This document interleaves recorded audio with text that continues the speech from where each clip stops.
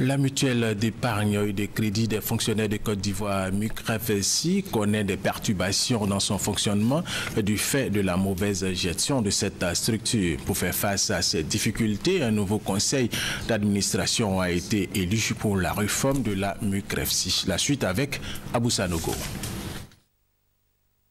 Chaude poignée de main, applaudissements nourris.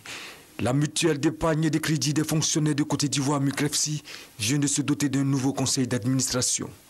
13 conseils avec à leur tête Karim Ouattara, élu président du conseil d'administration, vont procéder à la réforme de la MUCREF-SI. Selon Karim Ouattara, la tâche est certes lourde, mais elle constitue un défi à relever.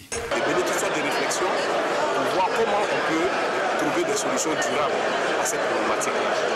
Amener le fonctionnaire à pouvoir être totalement autonome, à pouvoir mieux gérer son revenu, à pouvoir faire des investissements qui puissent lui permettre demain d'en bénéficier et à faire des justes dépenses et non des dépenses qui ne sont forcément pas utiles.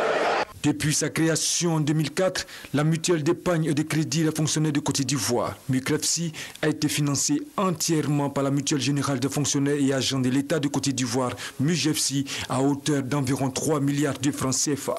Faute de bonne gestion, la structure connaît à ce jour un déficit cumulé d'1,8 milliard de francs CFA.